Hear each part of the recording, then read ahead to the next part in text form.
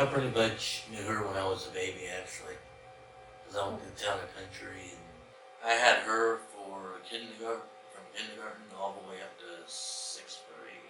Then she came to town and country to see me, and then I went to Kenwood afterward. Sometimes I kind of wore patience then. I would lose my spelling list, my math sheets, and she was like, "Hey, go get your spelling list out of the file box." And I'm like, "Oh, okay." I go to get it. I'm like, "Miss Baker, I can't find it." And she was like, "You didn't lose it." I was like, "I don't know." I'm like, "Did you remember when I lost it?" She goes, "I don't know when you lost it." She didn't like, she hated rebrailing things out.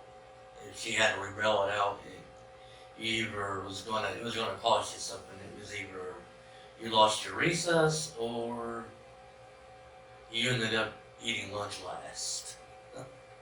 It was me, and then her, and then I had a friend named Ashley Lafayette that she taught.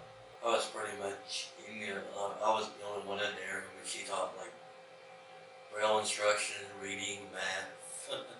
I know when my aunt took me in her house and everything, the judge was like, "Well, we're going to probably have them go to school for the blind," and my aunt goes, "No, I don't think that's a good idea."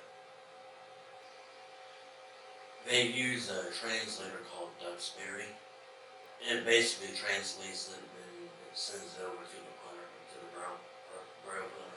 They actually had to get a heavy duty one. Yeah, me and Teresa Phillips, we was playing around with the graphics part of the machine.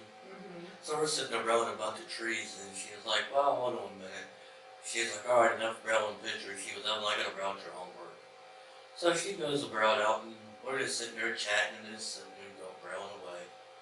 We're just sitting there chatting. Next thing you know, it stopped. I'm like, "Oh, printer's done." She opens it up and smells smoke coming out. Oh no! And all you hear is, and I'm like, "What happened?" She's like, "I think we burned it up." I was like, "Ah." You overloaded the braille printer? Yeah, basically we wore out the motors on it. So luckily we had an extra spare one. It wasn't really doing that well either. It would braille okay half the time. And then half the time you would just get like little dots that looked like this. Oh no. And it was you couldn't really read it. It ended up being they ordered this Julia Pro 60 from Enabling Technologies out of Florida. And that thing was so heavy it took two people to, you didn't have long enough arms, it took two people to carry that thing. And since for like one of the Harry Potter books is like, I know the first one is like 4 volumes in Braille, I think. Oh my gosh. I can't imagine how thick a Harry Potter book is in Braille. Like, when I had the Chamber of Secrets, it was like in 5 volumes. Yep, I had like the hard copy and it was 5 volumes each.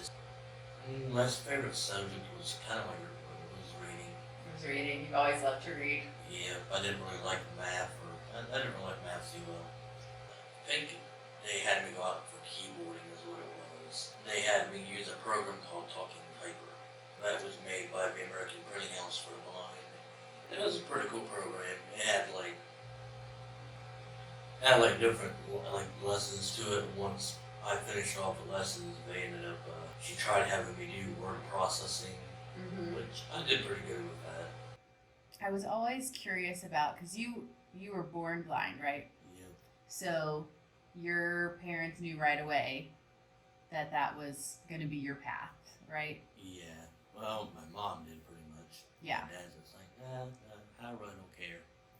We had some fun time growing up. Usually if we did anything outside, we would always go out to my Aunt Josie's house out in the country, and her neighbors had farm animals next door. And I'm just sitting out there petting one of the bulls, and my brother decided to hit the one I was petting. So I reach up to pet the thing, and it decides to grab my finger. And instead of waiting for it to let go, I just decided to yank it out of his mouth. Oh no! And when I did, it kind of tore from here all the way down to here. Ouch. I go in the house, and my Aunt Josie goes, "What happened?" I'm like, Jonathan hit a bull and it bit me, and I tried to pet it and it bit me. I hit the data bull. And I'm sitting there like, hey, you hit the bull all right. You got me bit. I tried to get a job with, it was BSBI at the time. Now it's OOD now. Because there was this program I was going to go to called Graham Tech in Columbus. Okay. It was ran by Goodwill, and I liked it. I thought it was fun. That kind of didn't work out. So you didn't get a chance to work there. No, I didn't get a chance to go through the classes or anything. Called the Learn and Work program. The Learn and Work And it program. was sponsored by the Vision Center in Columbus. Okay. So you So did that. I ended up doing that instead. Yeah, it was like a vocational thing. Okay. And I was there for like 8 weeks, and we learned how to. It was mainly we learned how to do resumes, cover letters. Like basically you learned how to get a job. Yeah, Okay. and we did PowerPoint presentations. Yeah, ours we didn't use any visual content. We just used just like slides of text on them.